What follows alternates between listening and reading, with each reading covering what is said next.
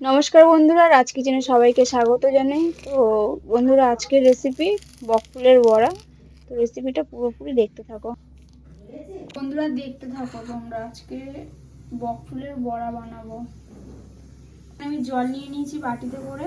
এবার ফুলগুলোকে এটার মধ্যে দিয়ে দেবো।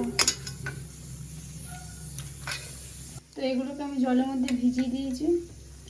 তো এবার ফুলগুলোকে তুলে এরকমভাবে ভিতরের যে অংশটা এটাকে আমি বের করে নেব।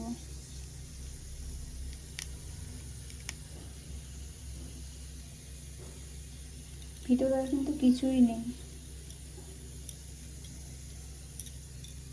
আমি এক এক করে ফুলের ভিতর থেকে অংশগুলোকে সব বের করে নেব। তো আমি একে একে ফুলগুলোর ভিতর থেকে ওই নোংরাগুলো বের করে দিয়েছি। এবার বেসনটাকে ফাটিয়ে নেব। এখানে আমি 2 বাটি মতন বেসন নেব।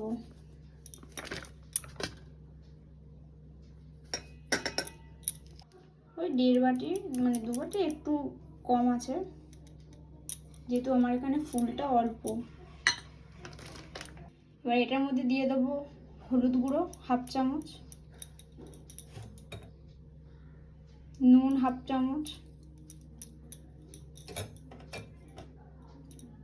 ঝাল হওয়ার জন্য লঙ্কার গুঁড়ো দেবো 1/2 চামচ মতন। নুনটা স্বাদ বুঝেই দেবে। দেবো অল্প পরিমাণে চিনি। চিনিটা দিলে কি একটু স্বাদটা হবে।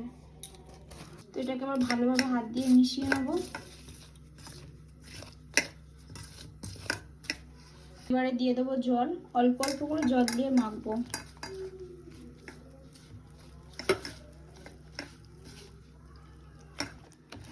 তো দেখো এখানে ফেটানো হয়ে গেছে, মানে আর একটু জল দেবো, না আর একটু পাতলা হবে, মানে বেশি পাতলাও না বেশি ঘনও না।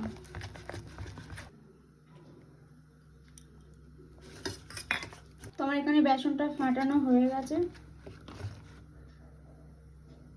তো দেখছেন কি সুন্দর ঘনত্ব একটা হয়ে গেছে। তো আর ফাটাবো না। এবার ফুল করার মধ্যে আমি তেলটা দিয়ে দিয়েছি আগেই, যেহেতু একটু গরম হতে সময় লাগবে। তো একটা ফুল দিয়ে দিলাম।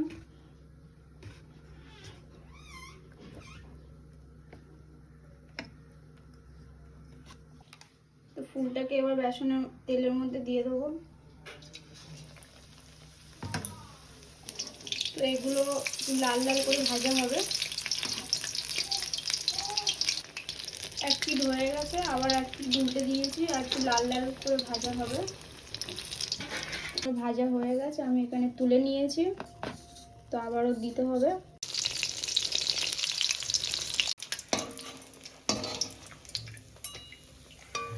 তো ভাজা হয়ে গেছে, এখানে আমি তুলে নিলাম। তো বন্ধুরা, আমার এখানে রেসিপিটা রেডি হয়ে গেছে, বকফুলের বড়া। রেসিপিটা ভালো লেগে থাকলে একটা লাইক কমেন্ট শেয়ার করে দিও।